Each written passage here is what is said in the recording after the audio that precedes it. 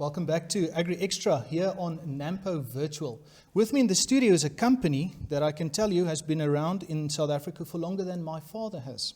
And in the studio with me is Donovan van der Walt and Lutanda Olifant, Bodan de Wet and John Hopkins. And they're all from Volkswagen commercial vehicles. But firstly, we're going to talk about a fantastic competition that Volkswagen is launching. And I'm very, very certain that our farmers will be extremely excited to learn about that. Telling us more about this is Donovan. He's the operations manager for Volkswagen Advanced Driving. Yeah. Donovan, you must have probably the most fun job in the world. Yeah, I reckon I do. I really do enjoy that. Okay, so tell us about the competition. All right, so pretty much what's going to happen is all that people need to do to enter this competition is just engage with our chat online. So just engage with our team, get some questions across, and then you go into the draw. And then, I think Friday comes along, and then we see who's the lucky person that gets to join us on our Amarok 4x4 experience. Oh, fantastic. Now, what can our winner expect? What's the prize? Okay, so firstly, it's an awesome full-day experience. We get them into the latest Volkswagen Amarok, and then we take them through everything that they need to know in terms of the functions, what to press in which type of terrain, and that kind of thing. So firstly, get them started inside the car. Explaining all the functions, we then take them onto the 4x4 training track. So they get to experience, for example, functions like hill descent control, the off-road mode, when to activate the diff lock, turn off traction control. So we really get them to become sort of a master in terms of 4x4. Once they've got the go-ahead there, we then make our way onto the sort of a nature trail. It's about 14 kilometers in length. It's got a couple of obstacles, but it's enough to sort of, challenge the driver, and even from like a novice right through to an expert level. But it's an awesome experience. Yeah, I think if you go and talk to South African farmers, they'll tell you, man, I am already an advanced driver.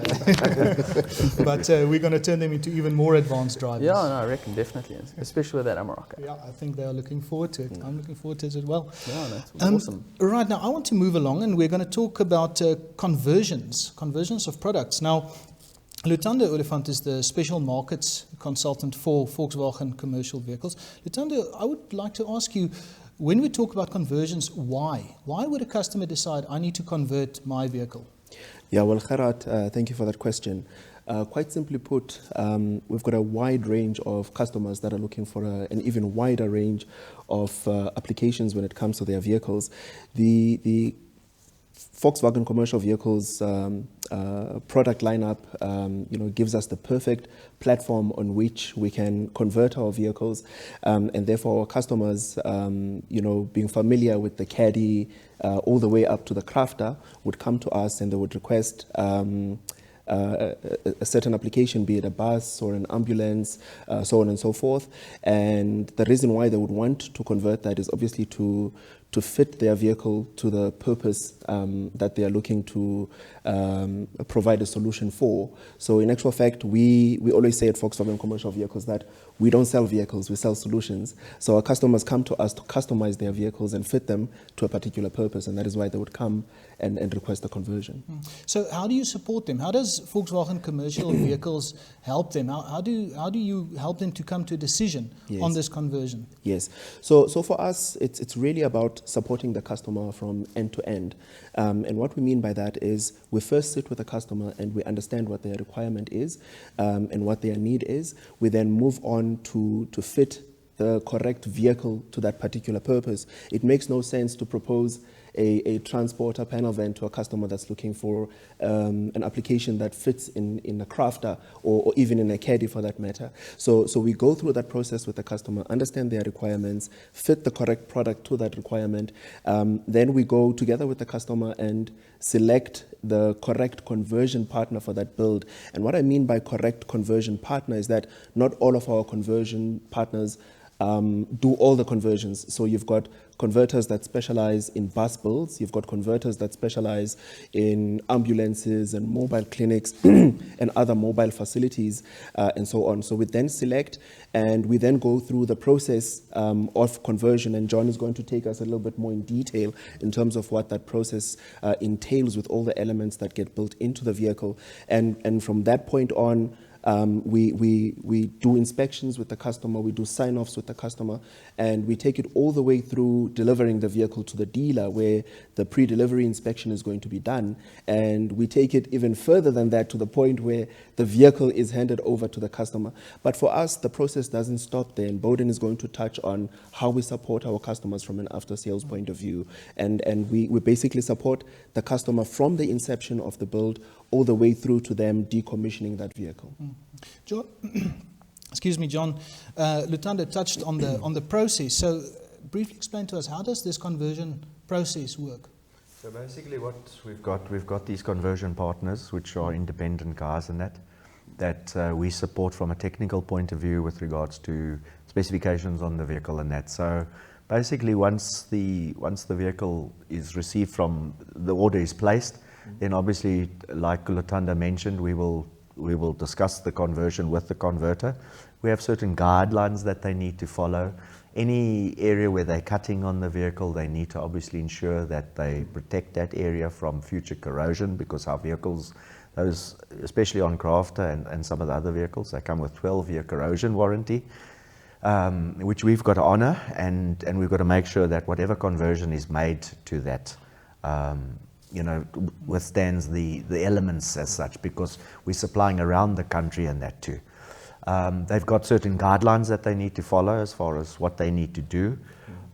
We sit with them as far as electrical interfaces, especially on the new Crafter that has been designed. It's designed to be very user-friendly when it comes to a conversion process. We have certain applications that are supplied from the factory, like a secondary battery with battery management system. There's reverse cameras and all that type of stuff. Because obviously the best scenario for the customer is to have factory fitted stuff. We try and stay away from as much of the aftermarket stuff as possible, so we don't have things like that. I'm not sure if that's answered exactly what you're looking for, but we try and going forward in that too, we really want to focus on process and quality. Yeah. Those are the two big aspects for us, and that customers are very critical about. And we pride ourselves in our after sales strategy, to actually address the customer's issues, and we just really want to be more professional than the rest of the guys in it. Yeah, I can imagine with your selection process for your converters, that must be extremely rigorous. Are these converters also dealers who belong to VWSA? Yeah, no, those guys, the conversion partners, just like our dealers, are independent. We have a contract which binds them to certain rules and regulations that they need to follow as far as what they need to do and what they not need to do, but they are independent in that. But a lot of our partners have been with us for many a year, and they also partner with some of the other major OEMs because they are subject matter experts in what they do. Mm-hmm. And like Lutanda mentioned, they can do anything, and we've obviously just got to make sure that also complies with our vehicle as well as what the customer's requirement is. Right, let's talk about the warranty and the maintenance service plans of these vehicles. Bowden, how does the conversion affect those factors? Well, firstly, like John has said, is we keep a close eye on how they integrate with the vehicle and so forth. And after all, we sign off on these builds. So the warranty and so forth, and the service plan, maintenance plans, which is called, by the way, now Easy Drive plans, is not affected at all if it comes through one of our approved converters. So we are currently stepping up the converter realm to the premium partner status, which will allow these guys to actually export. So that is how we actually invest in the community, in the public space, and so forth.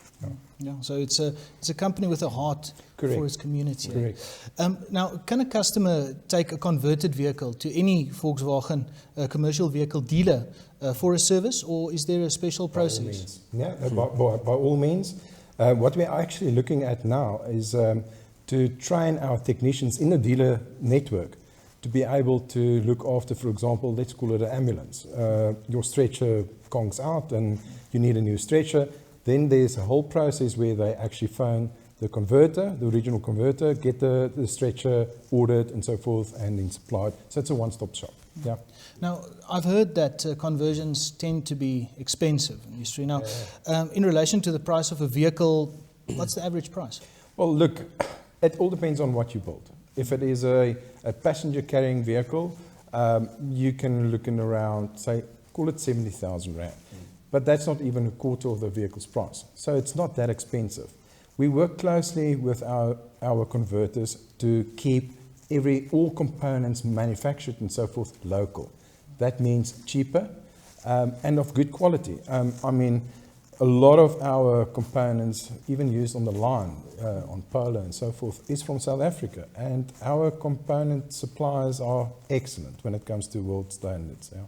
Oh, that's fantastic. Now, when we talk about people with disabilities, and they will obviously need a converted vehicle, there will be legal compliance aspects. What are the important factors to keep in mind there? Look, disabilities is a hard one, and we are one of the few manufacturers that actually caters for disabilities. You will notice that on Nampo every year we have got a disability vehicle there, or a converted vehicle, and it is close to our heart. The major thing is to make sure the vehicle is still legally roadworthy. That's the first step.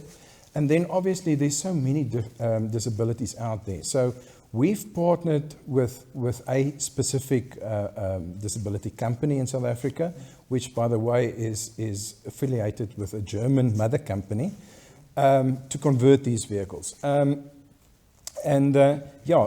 like I said, legally traffic, and then obviously the different disabilities that there is on the market, and make sure that the vehicle is drivable and fit to purpose.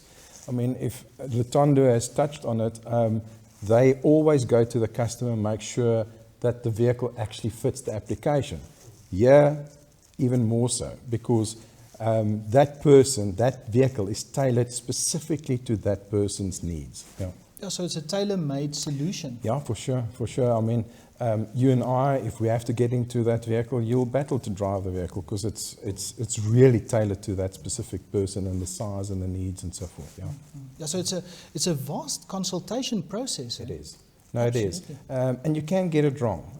But luckily, being us, we go back and back until it's solved. Yeah.